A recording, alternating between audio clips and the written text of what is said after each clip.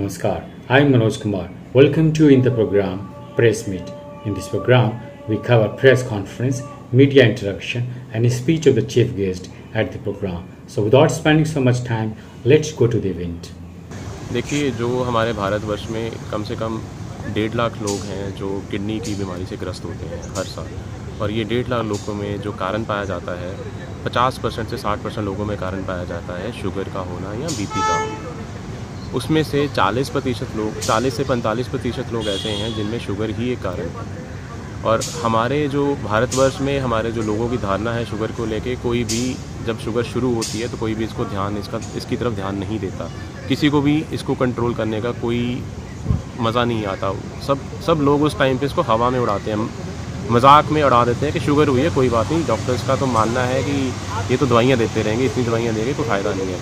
पर इसका जो असर आता है वो 10-15 साल बाद पता चलता है, जब इनके गुर्दों पे असर आता है, हार्ट पे असर आता है और कई अंग खराब होते हैं इसके कारण।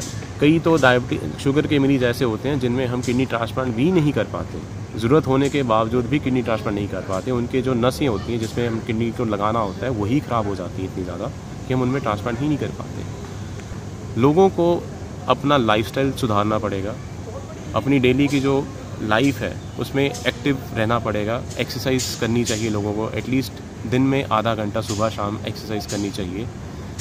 जंक फूड को अवॉइड करना चाहिए। घर का खाना सबसे बढ़िया खाना है जो लेना चाहिए लोगों को। और अपनी मोटापे का जो शिकार होते हैं उसको मोटापे से बचना चाहिए लोगों को। किडनी की बीमारी को या शरीर की किसी भी बीमारी को रोकने का यही एक उपराला है। आप जो अपना लाइफस्टाइल है वो आप ठीक रखिए, उसको हेल्दी बनाइए। इसके अलावा और कोई ऐसी चीज़ नहीं है, कोई ऐसा खाना नहीं है, कोई ऐसी दवाई नहीं है जो आपके पहले जैसे, अगर आपके अंग एक बार ख़राब हो गए हैं या उनमें कोई दिक्कत आ गई तो आपको पहले जैसे करके दे रहे हैं। कोई ऐसी चीज़ नहीं बनी है दुनिया में। जो आपके अपने अंग हैं वो आपके अपने ही रहेंगे कभी भी।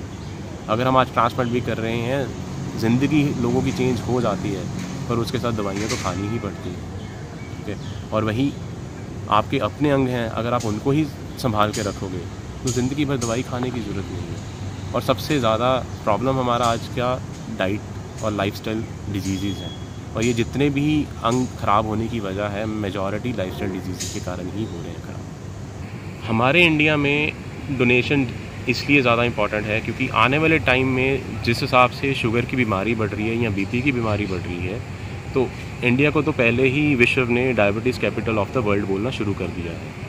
तो जिस हिसाब से ये बीमारियाँ बढ़ रही हैं तो आने वाले टाइम में हम ये प्रोजेक्ट करते हैं कि किडनी की बीमारी या हार्ट की बीमारी ये ज़्यादा बढ़ेगी और ज़्यादा लोगों ऐसे होंगे जिन्हों को ऑर्गन की ज़रूरत पड़ेगी। अभी तो जो हमारा किडनी ट्रांसप्लांट हो रहा है वो मैक्सिमम लाइव डोनेशन से हो रहा है। एक उनके कोई सखा संबंधी हैं, वाइफ है, बच्चे हैं जो किडनी डोनेट करते हैं तो उनका किडनी का ट्रांसप्लांट हो पाता है। 80% ट्रांसप्लांट जो आज की डेट में हमारे इंडिया में हो रहे हैं वो लाइव डोनेशन से हो रहे हैं। पर जिस हिसाब से हमारी डायबिटीज़ की दर्द बढ़ रही है, हमें लगता है आने वाले टाइम में आपके पास वाले लोग ही खुद शुगर के शिकार होंगे या बीपी के शिकार होंगे, तो वो किडनी कैसे प्रदान करेंगे किसी को। तो उस चीज़ के लिए डोनेशन, ये कैडेवर डोनेशन करना, डिजीज़ डोनेशन करना बहुत ज़रूरी है। ये ज़रूरी हो जाता है। और हर साल जो हमारे यहाँ पे इंडिया में डेथ्स होती हैं वो कम से कम 2 लाख के करीब एक्सीडेंटल डेथ्स हो रही हैं इंडिया में। ये इंडिया का डाटा है, एग्जैक्टली नहीं बता रहा, अप्रॉक्सीमेटली बता रहा हूँ कि 2 लाख के तकरीबन डेथ्स होती हैं। और अगर इनमें से 50% भी लोग भी ऐसे हों जो अपना ऑर्गन दान करना चाहते हैं, अपने अंग दान करना चाहते हैं, तो ज़िंदगी कम से कम 1.5 लाख लोगों की चेंज हो सकती है। कईयों को लगता है कि जी हमारे तो रिलीजन में ही नहीं है, कुछ लोगों को अवेयरनेस नहीं है कि वो कैसे दान कर सकते हैं, लोगों को पता नहीं है वो कैसे दान कर सकते हैं, इसकी प्रक्रिया क्या है इसको दान करने की, या उनको ये लगता है कहीं उनके साथ कोई धोखाधड़ी ना हो जाए। तो जो हमारा अंगदान का प्रोसेस है वो बड़ा ही ट्रांसपेरेंट है। जो भी अंगदान के लिए रजिस्टर होता है वो सीधा गवर्नमेंट की वेबसाइट पे, इंडियन गवर्नमेंट की वेबसाइट पर रजिस्टर होता है जाके। जिसको भी अंग चाहिए या जो दान करना चाहता है वो सीधा इंडियन गवर्नमेंट की वेबसाइट पे ही रजिस्टर होता है। ये तो उनकी अपनी स्व इच्छा होनी चाहिए, उनका अपना मन होना चाहिए आगे आने के लिए। हाँ, अगर वो खुद आगे आते हैं तो फ़र्क ज़रूर पड़ेगा, क्योंकि बहुत हमारे इंडिया में लोग उनको फॉलो करते हैं तो फ़र्क ज़रूर पड़ेगा। पर वो उनकी अपनी इच्छा होनी चाहिए पहले कि वो आगे आना चाहते हैं कि नहीं। पहले उनको समझना, उनको खुद भी तो समझना चाहिए कि ये ज़रूरी क्यों है। वो खुद समझेंगे तभी वो किसी और को समझा पाएंगे। आज मैं समझ रहा हूँ इस बात को, तभी मैं किसी को बता सकता हूँ या कभी किसी को जाके कन्विंस कर सकता हूँ कि हाँ जी ये ज़रूरी है। पर अगर आप खुद ही नहीं समझ रहे, सिर्फ एक रिलीजियस गुरु होने के कारण आप सोच रहे हो कि हाँ मेरे को किसी ने बोला तो मैं ऐसे कर दूँगा, तो वैसे बात नहीं बन पाएगी। अगर वो खुद जागरूक है इस चीज़ के लिए तो 1000 लोगों को वो जागरूक कर सकता है। पर हाँ, फ़र्क ज़रूर पड़ेगा। अगर ये लोग जागरूक होते हैं तो फ़र्क ज़रूर पड़ेगा। सर, गवर्नमेंट अपने फ्रंट पे काम कर रही है। उन्होंने पूरा एक ऑर्गन नेटवर्क का स्टेटस शुरू कर दिया हुआ है। इनफैक्ट हमारा अभी एक प्रोग्राम भी है, इन प्लेस है गवर्नमेंट की तरफ, सेंट्रल गवर्नमेंट की तरफ से, जो ये पूरा प्रोसेस को मॉनिटर करती है। हमारी 3 ऑर्गेनाइजेशंस हैं जो नेशनल लेवल पे, रीजनल लेवल पे और स्टेट लेवल पे काम करती हैं। उनका नाम है नोटो, सोटो एंड रोटो। ये 3 ऑर्गेनाइजेशंस पूरे ट्रांसप्लांट के प्रोसेस को मॉनिटर करती हैं। ये ऑर्गन एलोकेशन को ये खुद मॉनिटर करती हैं। कौन सा ऑर्गन किस हॉस्पिटल से डोनेट हुआ है, वो कहाँ जाके ट्रांसप्लांट होगा, ये सब कुछ वो खुद देखती हैं।